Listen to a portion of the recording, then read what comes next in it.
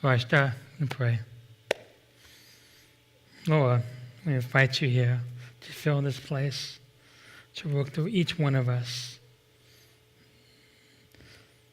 As we're here for you, to hear your words, words that we need to hear, words that guide us. Your words are a light for my feet, because they help me see in the darkness. Shine brightly. Let us shine your glory. Holy Spirit, move here. Work through me. Let me decrease and you increase. Come, Lord. Thank you, Jesus' name. Amen. We're on PDL chapter 33, Purpose-Driven Life. Are you driven for God?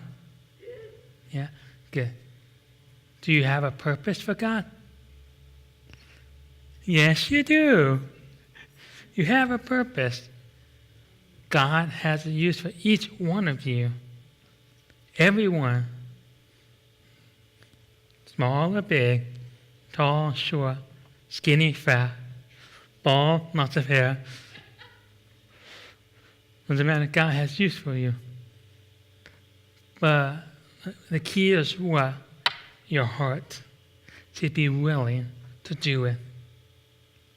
That's the key. If you're not willing, you can't succeed in this purpose.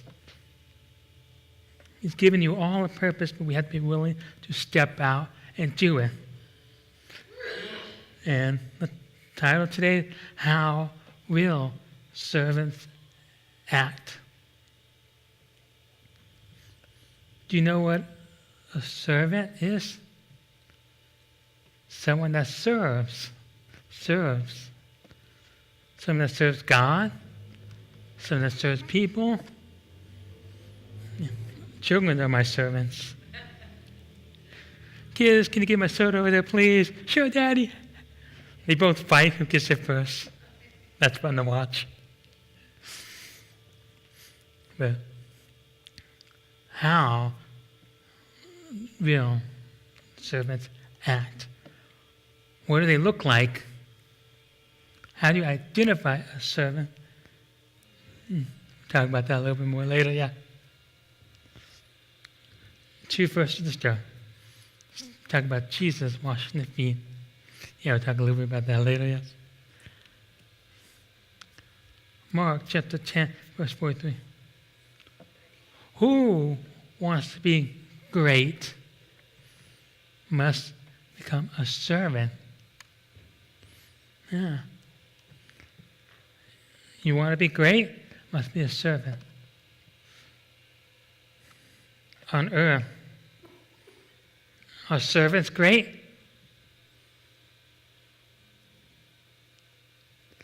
People look down at servants. Oh, they call them the little people. Yeah. But the great people can't do nothing without them. So it really means what? They are greater than the masters. The masters might not know how to cook food. The servant knows how to cook food. Now, if there's no servant, the master might, I don't know how to eat. They'll probably die of starvation. You see? When you look at them, people look down, but really, they're necessary. In God's kingdom, servants are great. Matthew chapter 7, verse 16. You can tell what they are by what they do. You identify a servant. How? By what they do. That's the first, okay? Now, how do we serve God?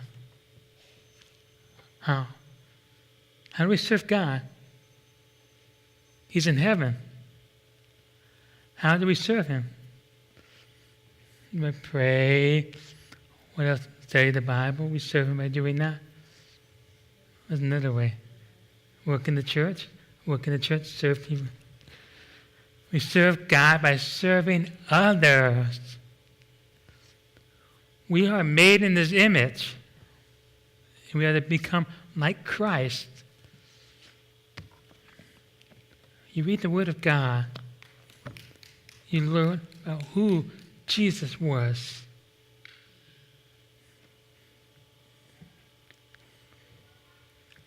The world identifies greatness as what? Rich, powerful, right? They have lots of possessions. Jay Leno, have you seen his car collection? He's got many cars. Wow. And position. Yeah, position. The president. The vice president. Position. The king, the queen, the Chester, the clown, yeah. Or they look at people who demand service. They do, must be full of power. Yes, servants. Wow. That's this culture. They look at people who are rich, movie stars, musicians. They go gaga over it. They go gaga over Lady Gaga. Yeah. They get excited. They have money. They're famous. They want to get that picture with them. They have to do something called hover hands. Have you heard that before? Hover hands. Yeah. When you're with a person, you can't touch them. So you have to hover. You can't touch them. Yeah. You can't touch them. They're famous. You can't touch them. That's what this culture is. It's about me, them, in position. Acting like a servant is not popular here. They look down. They're little people. So people go into McDonald's, they order food, and they look down on these people. They're looking for minimum wage. They have no education. Look down. They're making a meal. They're serving you. I like my hamburgers fresh. So I want good service. I honor them. I want a fresh hamburger. Yeah. This one.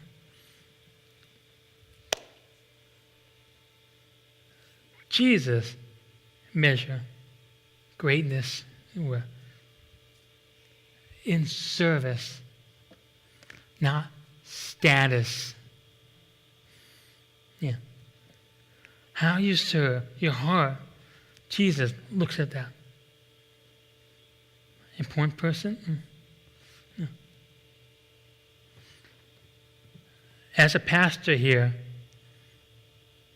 if God calls me to do something, I do it. And if God calls someone else to do ushering jobs, who is better? Me or the usher? Who's better? Equal? And pointing. Now, if me as a pastor don't care, I did this all 10 minutes ago.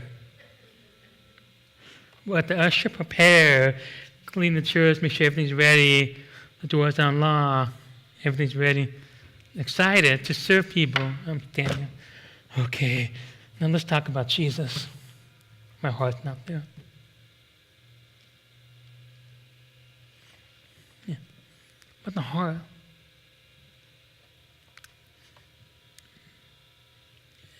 Example. This happened today. I'm not bragging or anything, but a child spilled a drink in the room back there. Not my child. Spilled a drink. I'm the pastor. I shouldn't have to clean it. I should get the mama. Hey, go clean it. Is that right or wrong? That's wrong, right? But I'm a pastor. Doesn't matter, right? My status does not exempt me from doing that. I'm not going to get my knees dirty. I have nice pants on, slacks. Of course, the devil's going to say, hey, go get the mama. She can clean it up. Yeah. No. I can do it, so I should do it. I saw it. Get some clean supply. Clean it. There are people like that. I'm too important to do that. Getting my knees dirty? Nah. Getting drinks on my hands sticky? Spraying the stuff? It's going to hurt my fingers. It's going to burn. The chemical is harsh. I might break a fingernail. That attitude, God will watch me in church. God will judge all those who are in position that look down on people.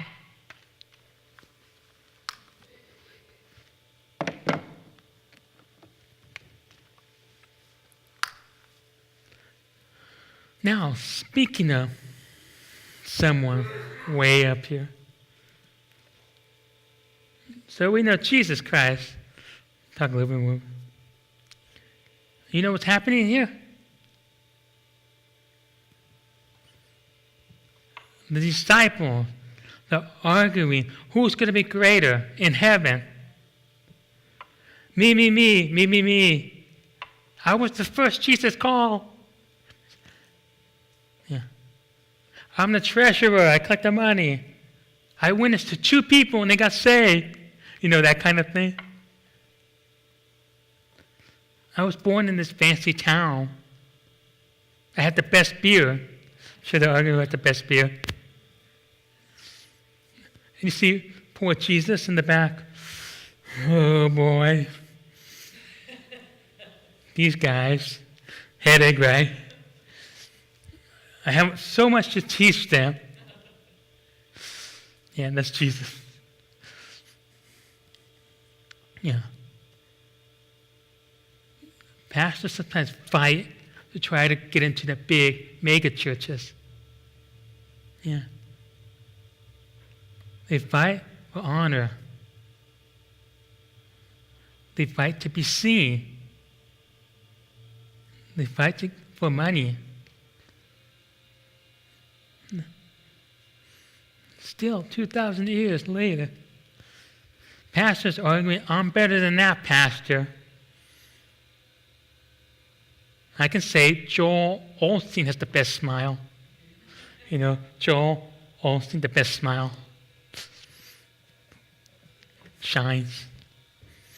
Yeah. Yeah. They were arguing a long time ago. Still goes on today. Some people think they're better than others. But we all have a calling. It doesn't matter what position or what status you have. You do it, that's good. I told you the story about the old lady and the pastor in the church. The pastor preached for many, many years, preaching. He died, he went to heaven. He had a nice mansion. It was nice. Wow. Well done, good and faithful servant. 500 people have been saved under your wings. Yeah. But he saw another mansion which was 10 times better than his. Whoa, who lives there? An old lady walks out. That woman always knelt down and prayed for the pastor and everyone else in the church. She prayed for the pastor, prayed for others. She did more. She was honored because her heart was, man. If you go into a bookstore, you look at books, there's lots of books written on leadership. Yeah, go in there and look. How to be a leader. Boom, boom, boom, boom, boom, boom. Yeah. How to get to the top. Boom, boom, boom, boom. Yeah. You see many books like that. how to become a better person. Do you see books about servanthood? I don't think so. There might be very few, but you have to look hard for it. Yeah. How to serve. 2 or 3 small. Not very many books about that.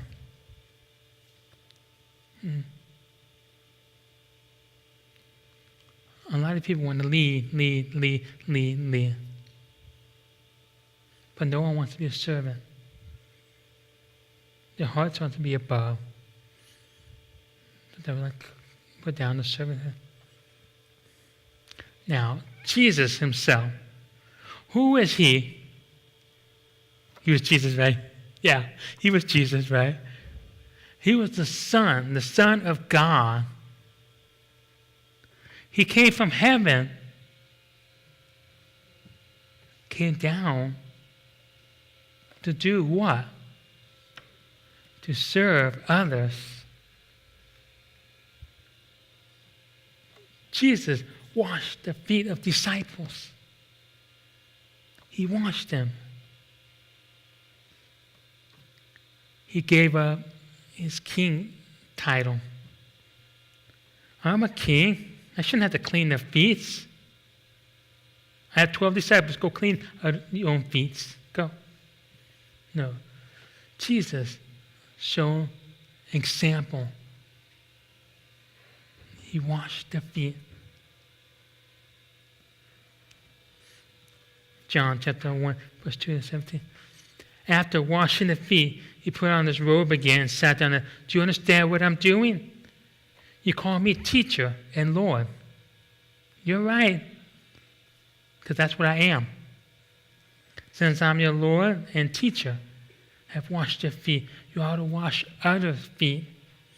I have given you an example to follow. Do what I've done to you. I tell you the truth. Slaves are not greater than their masters. Nor the messenger is important than the one who sends the messenger. Now you know these things. God will bless them for doing them. Yeah. Jesus got his feet dirty, got his hands dirty. He did things servants do. The King of Kings, the Lord of Lords, willing to do those small tasks that servants do. He was willing. It's important knowing your shape when serving God. Do you know what shape means? Spiritual. H, heart. A, ability. P, personality. E, experience. Good job. Yeah. Yeah. Pastor must have taught about that last week, 2 weeks ago. Yeah. These are important, yes. But having a heart of a servant is important to him. God has shaped you for service. Service. Not for self-centeredness. Me, all about me. For everyone to serve each other. Is that why the church stopped growing? Did we forget to serve others? Did churches forget to serve people out there?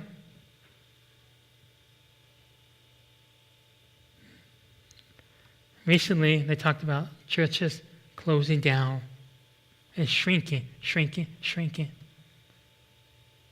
What's happening?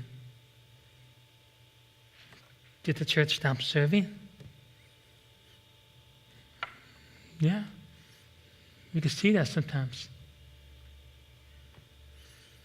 A new person comes in church. Are you guys excited to serve? Or are you like, hi, good morning, the donuts over there. Good morning. Let me show you where the donuts and the coffee is. Come over here. Would you like some coffee? Let me pour you a cup. Yeah. I can't drink coffee. Do you have decaf? But we didn't make it. Sure, let me make it for you. Yeah. Or tea, right? Tea. Serve. Let me show you where you can sit. Say whatever you want. Plenty of pews. Yeah. So, if you're weak in some areas of service, God will test you. God will test your hearts. Oh, He will.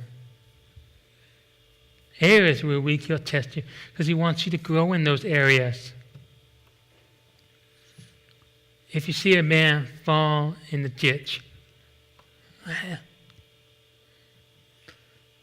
God expects you to help that person. But I'm not called for mercy. Not my ministry. I'm not called for service. I don't want to get my nails dirty. What if he's bleeding? I don't want blood on my shirt. Remember the story about the Good Samaritan? The Pharisees. He's filthy. I'm not touching him.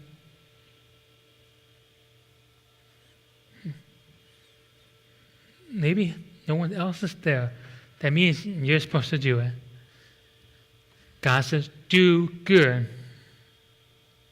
Every opportunity there is to do good, do it. The Bible talks about that. Do good.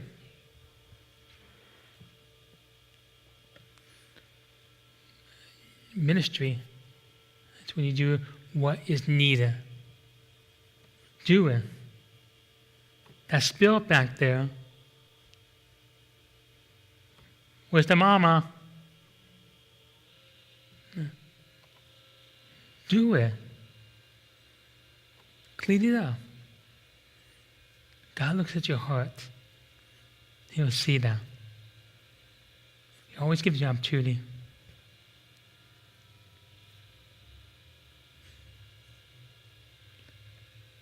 The way you serve reveals how much you have a servant heart. What you do reveals how mature you are. Yeah. When you do it, you're mature. When you don't do it, you're not very mature. Or you run to mama, go clean the spill, please. Not very mature. Sometimes the church has some duty that's to be done. Sometimes there's a mess on the ground.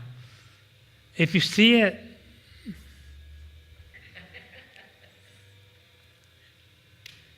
pick it up, right? Pick it up. There's a lot of crumbs on the ground on Sunday. No one vacuumed it up. That means what? If I see it, I say, hey, why doesn't it vacuum? Hey, what should you be doing? Hey, vacuum. Go get it. Sometimes chairs need to be stacked up. Anyone can't be a servant. All required is character and willingness to do it. Matthew chapter 7, verse 16. You can identify them for the fruit. That is by the way they act. Can you pick grapes from thorn bushes? Or figs from thistle? Sure. Ow. Yeah. You can see by the attitude. If you're watching me standing there and someone spilled that drink, hold on, I'm going to go get the mama. What are you going to think of me? What a snob, right? Why did you do it yourself? It's your heart. It's your heart. Now, here's a few things what real servants look like. Real servants make themselves available to serve. You know, Beauty and the Beast? They serve the beast out of fear, right? It's funny. Siri just popped up on my phone. It says beast. I didn't say, hey, Siri. Real servants make themselves available when it's needed. Yeah. They're ready to be called. They jump into service. In the military, we have a lot of men and women serving. We're thankful for them, protecting the nation. You see them, say thank you for your service. But when they're off, they have a short time with the family, right? They visit. But they know they could be recalled anytime, right? They know when they're called, they will jump and go and serve this nation. They're always ready on duty. On Sunday, I'm the pastor here. Monday, Tuesday, I'm the pastor again. Wednesday, Thursday, Friday, Saturday. Those don't call me those 4 days. I'm sorry, 5 days. Not the pastor those 5 days. No, it doesn't work that way. You have to be ready. Somebody needs to meet and talk. Oh, my wife is wondering about that. When someone calls her, texts her, she jumps, she's ready to reply. She's awesome. Are you ready to report for duty? Yes, sir, I'm ready for you. Joan. 2 Timothy chapter 2, verse 4. Soldiers don't get tied up in the affairs of everyday life, for they cannot please the officer who enlisted them. If you only serve for your convenience, you're not a real good servant. Sunday, Tuesday, I'm the pastor. That's it. It's my convenience. I'm not a servant. Jesus, Sunday only, hears your prayers on Sunday only. Of course not. He hears 24/7, 365. Yeah, he's ready. He hears when you call on him. He serves. Are you available for God anytime? Are you available? Yeah. If he calls you, your plans, they mess up. Are you angry at him? As a servant, you don't pick or choose when or where being a servant. You have the mentality, I'm ready to serve. When it pops up, I'm ready to serve. That's the attitude. Yeah. Being a servant is submitting control, giving it all to God. What do you need me to do, Lord? I'm ready. Call me. You have that attitude? The world lacks that. It's all about me. You have that attitude of I'm ready to serve. When something pops up, you're not going to get frustrated. You're excited. You jump and do it. Because interruptions are divine appointments. God has the appointment ready. Yeah. Divine. Yeah. For ministry, his appointment and then my appointment. When interruptions happen, I look so excited. I'm serving the Lord. Yeah. Real servants, what else they do? They pay attention to the needs. They observe. They see this area they can help with.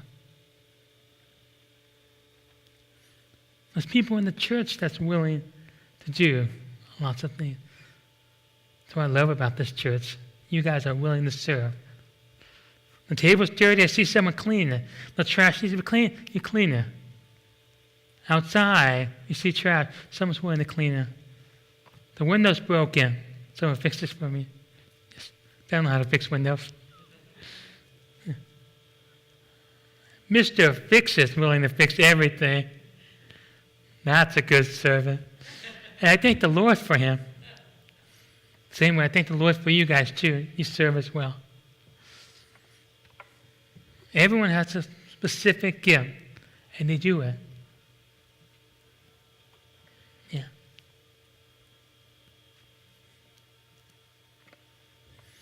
Galatians chapter 6, verse 10. Therefore, whatever we have an opportunity, we should do good to everyone, especially those in the family of faith. When God puts something in front of you, an opportunity to do good, I hope you take advantage of it and do it. You go to CVS, Walmart, or somewhere, and it's raining, and you see someone out there all cold, a homeless person. Is there an opportunity to do good there? Of course. A jacket. If you have your own jacket, give it to him. If you could buy a jacket, do it. If he's hungry, buy food. Thirsty, give him drink. Yeah, always opportunity to do good. If your heart has the servant attitude, you will jump and do it. And as a servant as well, we don't brag about it, right? Hey, yesterday I bought this guy a $200 Gucci jacket. Yeah. Of course not. Why would you buy a Gucci jacket for $200? Buy him a $20 jacket, buy him socks, over $200. Food. More he can do that. Do you think the guy's going to say, ooh, Gucci? Yeah. He doesn't care. It's warm. What's your heart? Are you ready to jump to serve others? This is a point in the family of faith as well. Yeah. Do you take care of your brothers and sisters in Christ? Do you see someone in need? Do you take an opportunity to help out? As you're leaving church, you see someone with a flat tire, struggling to change the tires. I have my nice jeans on. I'm not going to get down and get dirty. All the brake dust on the hands. I've just been preaching for an hour and my hands are tired to turn the tire iron. Or I was just carrying the money bag. I'm tired. I just cleaned the tables back there. I just picked up the trash. I'm too tired. They'll take care of it. They'll call it AAA.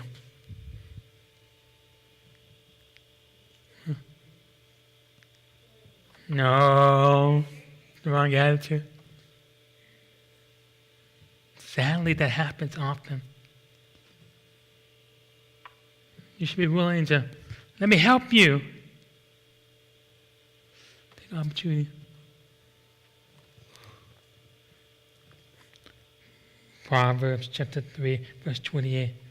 If you can help your neighbor now, don't say, I'll come back tomorrow and help you. That's foolish. If you can help. Oh, you have a flat tire, I'll help you tomorrow. Yeah. We're just going to sit in the car, wait the next day and help them, and they finally go home. It's ridiculous. You missed the opportunity to do good. Yeah. Sometimes opportunity doesn't appear again. Take advantage. Sometimes you get one chance to serve that person. Maybe that person is on the last string, holding on to God, frustrated with life, ready to quit God. Because she feels no one cares, or he feels like no one cares. Church is finished, see all the brothers and sisters in Christ leaving. What's going to happen? They're going to feel worthless. But when everyone comes rushing to help, are you okay? Let me do it for you. I feel care. We can't just ignore. Take advantage at that moment. Don't wait about tomorrow. Like the homeless guy I was telling you about that was cold. Oh, I'll get him a jacket tomorrow. The next day, he might be dead, froze to death. How are you going to feel, right? Feel guilty you didn't help him, right? Mm-hmm. Sometimes you miss an opportunity. Sometimes people are excited to get baptized. Pastor, I want to get baptized. Okay, hold on. I have to fill up the water next week. Postpone. They get fed up. They go somewhere else. You missed the opportunity to probably have a wonderful member of the church. It happens. Here's a quote by John Wesley. He was a great servant of God. Do all good you can, by all means you can, in all ways you can, in all places you can, at all times you can, to all the people you can, as long as we ever can. Do it. Like Nike, just do it. Just do it. Don't pass up the opportunity to do good. God is watching. God expects you to do good. He expects you to serve. He expects you to help your brothers and sisters in Christ, your neighbors. He expects that. Don't miss the chance to do that. Real servants do their best with what they have. This guy has no arms, no legs. He preaches. Thank you for the name, Nick. Nick Fee something. I was trying to remember his name. Thank you for helping me. Great servant you are. This man was born with no arms, no legs. He inspires people. He serves. It's pretty awesome. Don't make excuses. Don't procrastinate. Don't wait for better circumstances.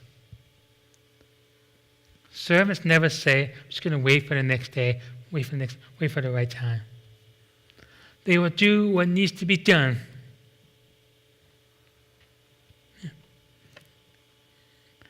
Ecclesiastes chapter 11, verse 4. Farmers who wait for the perfect weather never plant. They watch every cloud, they'll never harvest. Gonna wait.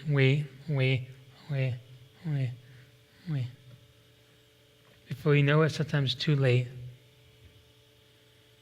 An opportunity to do good may be gone.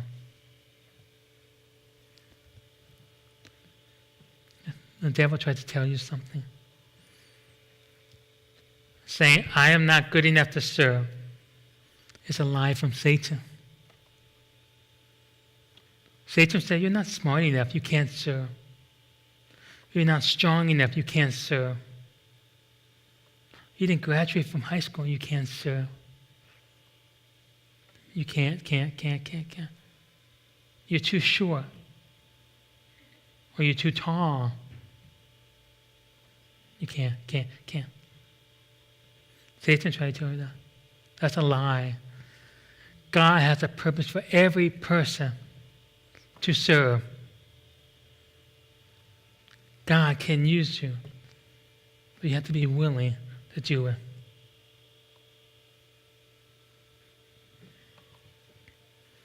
If there's trash on the ground, can all of you pick it up, right? Everyone could pick it up, right? Do it. Please make sure everything looks good for the next service. My policy, his policy, to make sure the church looks good for the next church service. Make sure all the trash is put, make sure everything's put away. The table's all clean. The crumbs on the ground's clean. The nursery room is all clean. The trash in the bathroom are all clean. Make sure it looks good. That's the servant's heart. I see we all work together to make sure everything is good. Now check. Then I'm satisfied. I can leave. That's the servant's heart. If I didn't have a servant's heart, I'd be like, okay, I'm finished. I'm just going to go. I preached already. I'm done. And you're like, I heard his message. I'm done. Yeah. But the servant's heart makes sure everything is good. Real service does every task with equal dedication.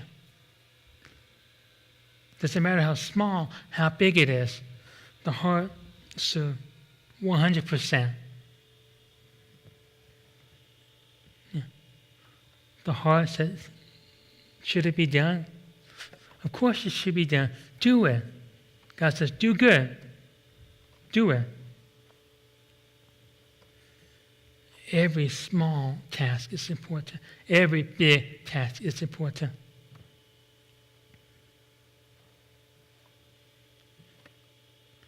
Colossians chapter 3, verse 23. Work willingly at whatever you do as you're working for the Lord than people. God expects you to do the best. Sometimes when you do good, no one's there to see it. You're not doing it for people. You're doing it for God.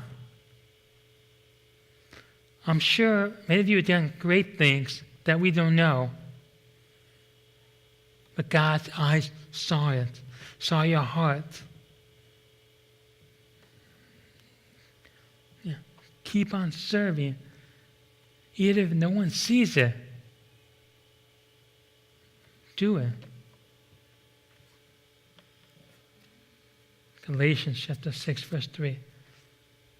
If you think you're important to help someone, you're fooling yourself. You're not that important.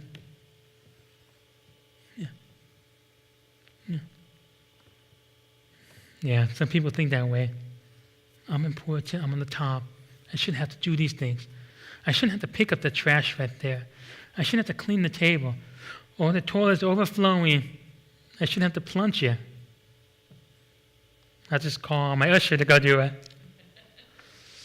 Of course not.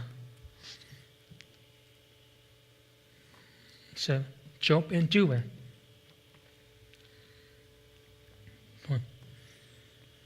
Look at Christ, the King of Kings, what he did. He helped children. He said, let the children come to me. He helped lepers, sick people. He healed them. He talked with sinners. He embraced them. He told them, I love you. The adulterer, I forgive you. He washed the feet of the disciples. Nothing was beneath him. He did it all. He took your sins. Took it all. The perfect person. He took it all. And he died on the cross. He bled for you all. He served by giving up his life for you. That was the example he gave us. The Son of God. If you have that attitude, not for me. Look at the Bible, what Jesus did. Jesus did the job of a servant on earth. He was willing. He did it joyfully. He did it with a smile. He did it with love. His heart was full. Small task shows a big heart. If you see a person not doing a small thing, the heart's not big enough. The heart is big for God. Yeah. Last verse for today. Apostle Paul, he was on a ship, in a shipwreck, and he arrived on an island. Acts chapter 28, verse 3. Paul gathered wood. He threw him in the fire. A poisonous snake came out of the heat and bit him. Now we know gathering woods in the wilderness is pretty dangerous. The snakes, the spiders.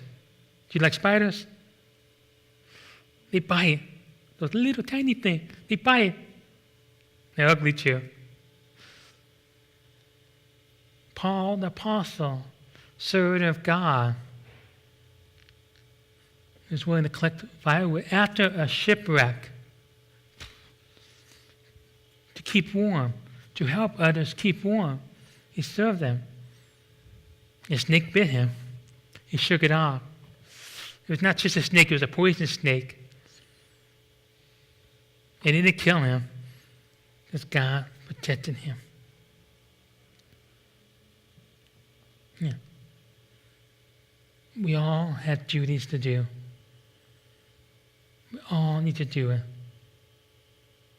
Doesn't matter of your status. If you see something that needs to be done, do it. Say, oh, it's not for me. Try and do it. Work.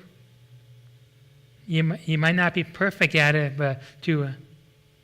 Have you guys seen the nursery room back there? Have you seen the bathroom? I'm not an expert. Moses is not an expert. Branda's not an expert. Scott is not an expert. So I was thinking Mr. Fixer is not an expert. But he has knowledge. He does it. He teaches us three. We were rookies. What do I do? What do I do with this nail and hammer?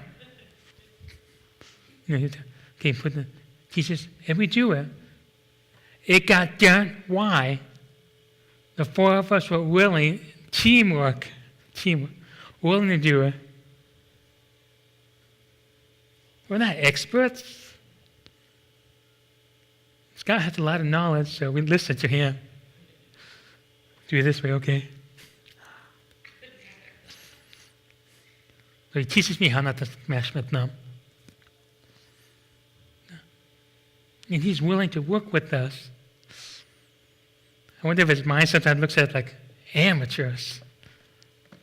They don't know how to do these things. Put it in snap in there. Put the electricity on these wires, red and black. What do I do? But his heart is a servant. He does it with love and patience. This right there, this right there, this right there. He teaches. We learn. As a pastor, you teach me. I'm the pastor. No, that's the wrong attitude. I listen because I want to learn and I want it done. because I want to serve God. I don't want to only preach. I want to do much more than that. Serve, serve, serve. You guys have the heart to serve. So we'll stop here right now because of willingness to serve. You have to be willing to do it. Father in heaven, Lord, we thank you for teaching about serving. Our hearts is where it begins. Have to be willing. Help us, Lord. Wake us up to see as we're willing to serve you. I know you always put an opportunity. Let us see it clearly. Help us grow. And me, I want to tell you, Lord, thank you for the people here because they serve you. They serve me. And I thank you for that, Lord. I thank you for the hearts of serving. You guys are awesome, you know that? Yeah. Thank you now. As we hear, we all serve you. I serve you too, Lord. As we serve each other, we're all equally important in your kingdom. Because this church couldn't run by myself. I need these people. I thank you for them, Lord. So we're all as a team. We make it successful. Thank you. Thank you. Thank you all. God bless you. Amen.